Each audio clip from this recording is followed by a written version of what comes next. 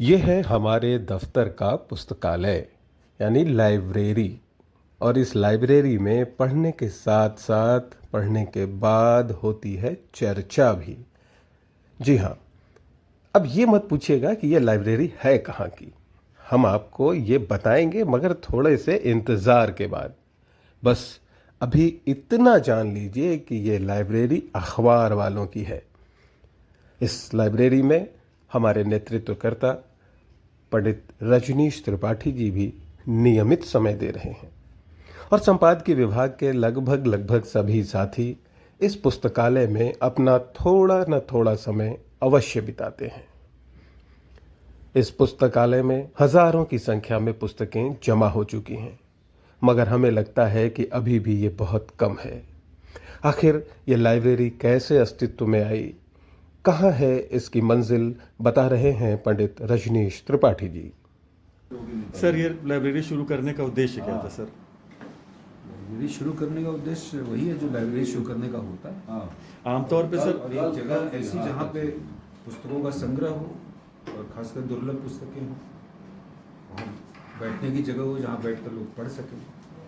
हम लोग का काम ही यही है कि अधिक से अधिक पढ़ें, अधिक से अधिक समझें। और इस वर्गीकरण में जाने की आवश्यकता नहीं है। ये पुस्तकालय निरंतर समृद्ध हो रहा है और पुस्तकें लगातार यहाँ आ रही हैं। और कुछ पुरानी पुस्तकें हैं जो शायद प्रकाशन में नहीं हैं, कुछ ऐसी पुस्तकें हैं जो प्रकाशित हैं लेकिन शायद शहर में उपलब्ध नहीं हैं। ऐसी तमाम पुस्तकें यहाँ रखी गई हैं और हमारे साथी इसका लाभ भी उठा रहे हैं। और सिर्फ संपादकीय विभाग के ही नहीं, जो अखबार से जुड़े हुए मीडिया मार्केटिंग के, सर्कुलेशन के, एडमिनिस्ट्रेशन के, HR के, वो तमाम साथी आते हैं दिन के समय यहाँ बैठकर किताबें पढ़ते हैं अपनी रुचि के अनुसार। पुस्तकों के अलावा जो फिलहाल प्रकाशित हो रही जो अच्छी पत्रिकाएं हैं उसका भी यहाँ पर आना लगातार जारी है। और कोशिश होती है कि साथियों को इसके लिए प्रेरित किया जाए, पुस्तकें पढ़ें और उस पर चर्चा करें। तो हम सब पुस्तकों के साथ, अलग अलग किताबों के साथ बैठे हैं और चर्चा भी करते हैं, जो उस पर विचार विमर्श चलता है। इसके दो फायदे हैं। एक तो विचार विमर्श की एक परिधि बढ़ती है, और जब आपसी चर्चा होती तो कई साथियों के पास नई जानकारी होती है जो अलग अलग माध्यमों से उन तक पहुँचती है। तो जिस पेशे में हम लोग हैं वहाँ रोज ज्ञानार्जन करना है। एक विद्यार्थी की तरह हमारे घंटे यहाँ बीतते हैं, हम हर क्षण सीखते हैं। एक पत्रकार होने के नाते हमारे स्वभाव में ही होना चाहिए कि हम हर क्षण कुछ नया सीखें। जो अरुचि की चीज़ें हैं उस पर ही हमारा ध्यान जाए। कुल मिलाकर जो हमारा उद्देश्य है इस पुस्तकालय के पीछे, कि हम ज्ञान के संग्रहण को और विस्तार दें। इंटरनेट की दुनिया है, बहुत कुछ बताती है, गूगल बाबा उसमें अग्रणी है, लेकिन गूगल बाबा ही अंतिम सत्य है ये हम नहीं मानते।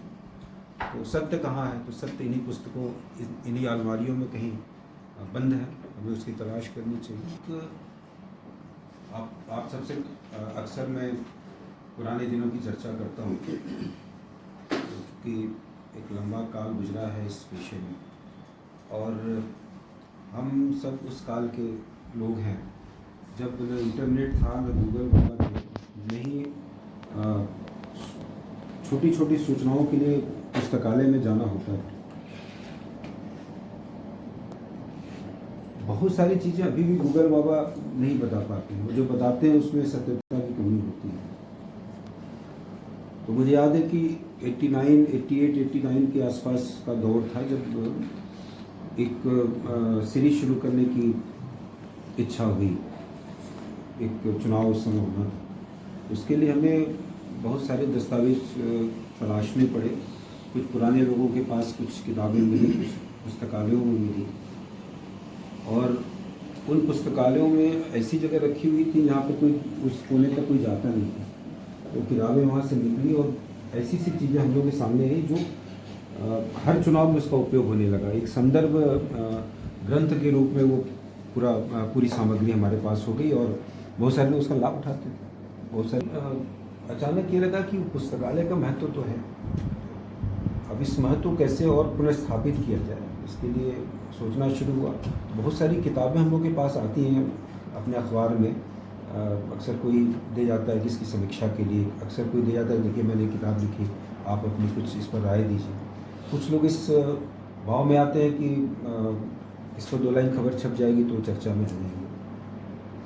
इस तरह की सैकड़ों किताबें इधर उधर बिखरी पड़ी थी, तो एक विचार आया कि क्यों नहीं इसे एक जगह दे दी जाए उन किताबों को।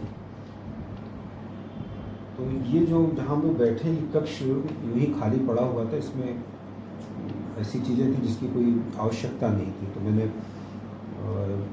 HR के लोगों से बातचीत की और उनसे निवेदन किया कि आप इस जगह को अगर थोड़ा व्यवस्थित करा दें तो हम लोग इसका सदुपयोग कर लेंगे और पढ़ने सीखने थोड़ा रिलैक्स होने की एक जगह बन जाएगी। तो उन्होंने हमारे अनुरोध को स्वीकार किया और मैं इसके लिए आभार जताना चाहूँगा जो हमारे HR के हेड हैं यहाँ पे लोकनाथ सिंह, उन्होंने इस पर तुरंत सकारात्मक प्रतिक्रिया दी और प्रतिक्रिया ही नहीं, उस पर अगले हफ्ते से काम शुरू कर दिया। कुछ अलमारियाँ मंगा दी उनने, फिर धीरे धीरे से साफ़ करा दिए, इसे थोड़ा रंग हो गया, सब कुछ एक साज सज्जा बेहतर साज सज्जा। तो फिर हमारी जिम्मेदारी बढ़ जाती है कि किताबों को फिर और जुटाया जाए, क्योंकि इतनी बड़ी लाइब्रेरी कम से कम 5-6 हज़ार किताबें यहाँ होनी चाहिए। तो आप सबसे आपने भी काफ़ी योगदान किया शुरुआत के दिनों में, जो हम लोग कभी साथियों का बर्थडे मनाते थे तो उन्हें उपहार के तौर पे किताबें देते थे, या होनहार में कोई अवार्ड आ गया तो जो उसका एक अंश हम लोग इन किताबों में खर्च कर देते थे। फिर बाकी साथी भी उसके बाद प्रेरित हुए और 1-2 बाहर के हमारे जो पुराने गुरुजन थे वो आए, उनको हमने ये पुस्तकालय का दीदार कराया तो वो इतने उत्साहित थे, उन्होंने कहा कि मेरे पास बहुत सारी किताबें हैं जो हम देना चाहेंगे। तो वो स्वतः झोले में रख के ले आए। बहुत सारी किताबें यहाँ पे इस तरह जुटी हैं। इसमें हम लोगों का पैसा बहुत कम लगा है, लोगों का जो नेक इरादा है उसमें ज़्यादा लगा है, और वो सब इस तरह करके धीरे धीरे एक संग्रहण हुआ है। और आप सब यहाँ बैठ रहे हैं इधर भी, तो मैं देख रहा हूँ कि साथी काफ़ी इसको लेकर उत्साहित है। जब नेक काम करने चलते हैं तो कहीं ना कहीं अड़चन आती है तो आदमी उगता है कि छोड़ देते हैं, या कभी आपके मन में आया जब आपने शुरू किया HR से बात की, लोगों की राय किताबें कम थी, तो कभी मन में आया कि यार क्योंकि इस व्यस्त टाइम में आपने समय निकाला होगा उसके लिए, ऐसा भी कभी महसूस किया? नहीं, निराशा इसको लेकर नहीं हुई कि हम इसको बहुत समृद्ध नहीं बना। निराशा कभी कभी ये होती थी कि यहाँ लोग कम आते थे और एटोयर के लोगों की संख्या शुरुआत में सीमित थी। तो मैंने ये यहाँ बैठ के महसूस करने की कोशिश की कि आखिर वजह क्या है। मुझे लगा कि यहाँ जो एक AC लगी हुई है इसकी क्षमता और बढ़नी चाहिए। फिर वही मैंने अनुरोध किया संबंधित जगहों से, तो उन्होंने मेरे अनुरोध को स्वीकार किया और उसकी मरम्मत कराई। और अगर हम बैठे हैं तो हमें कोई उबल नहीं है, लेकिन कुछ दिनों तक ऐसा था कि शायद हम बैठने से कतराते हों। मुझे लगा कि शायद साथी इसलिए नहीं आ रहे, हालांकि वो मेरी उस वक्त सही नहीं थी। एक प्रेरित करने की बात थी कि कैसे लोग आए। तो बीच में कुछ लोग यहाँ बैठते भी थे, कुछ लोग पढ़ते थे, कुछ लोग नहीं पढ़ते थे, कुछ और करते थे, कुछ और कम आराम करते थे। तो ठीक है ना, पुस्तकालय और किताबों के बीच में अगर आप सुकून पा रहे हैं तो भी कुछ न कुछ किताबों से निकली सकारात्मक ऊर्जा आपके दिल दिमाग में स्थापित हो रही है, तो उसका फ़ायदा मिलता है। एक बहुत ही वरिष्ठ लाइब्रेरियन आए BHU से, उन्होंने देखा, यद्यपि उनका चेहरा देख कर मुझे लगा कि वो, उन्होंने कहा कहाँ आकर फंस गया, ऐसा उन्होंने सोचा होगा, मुझे ऐसा लगा, हो सकता है मैं गलत तो हूँ। लेकिन जो उन्होंने हमें जो रास्ता दिखाया कि कैसे इसको और बेहतर करना चाहिए, वो हमारे लिए काम किया। तो धीरे धीरे जैसे ये शीशे बाद में लगे, पहले ये पूरा पैक था, तो इसके लिए भी अनुरोध किया। तो ईश्वर की कृपा और आप सबकी दुआओं की वजह से जो मैंने आग्रह किया वो होता चला गया और आसानी से होता चला गया। और आप सब बैठ रहे हैं, मैं तो देख रहा हूँ पिछले 1 सप्ताह 1.5 सप्ताह से आप सबका यहाँ पर 5-10 मिनट से लेकर आधे घंटे, कुछ 45 मिनट बैठा। तो इसका मतलब कि पुस्तकालय जीवंत हो रहा है, जिंदा हो रहा है। और कार्माइकल लाइब्रेरी के बारे में आपने सुना होगा, एक अपनी न्यू लाइब्रेरी पता नहीं क्या है, बीएचयू में आप चले जाइए तो वहाँ पूरी तरह उसका ई तो हमारी लाइब्रेरी में पाठक, पुस्तक और पुस्तकालय विषय के इर्द गिर्द चर्चाएं रोज होती रहेंगी। आप हमारे YouTube चैनल लाइब्रेरी में चर्चा को सब्सक्राइब कीजिए, लाइक कीजिए और कमेंट कीजिए और हमें बताइए कि यह चर्चा आपकी कितने काम आ रही है।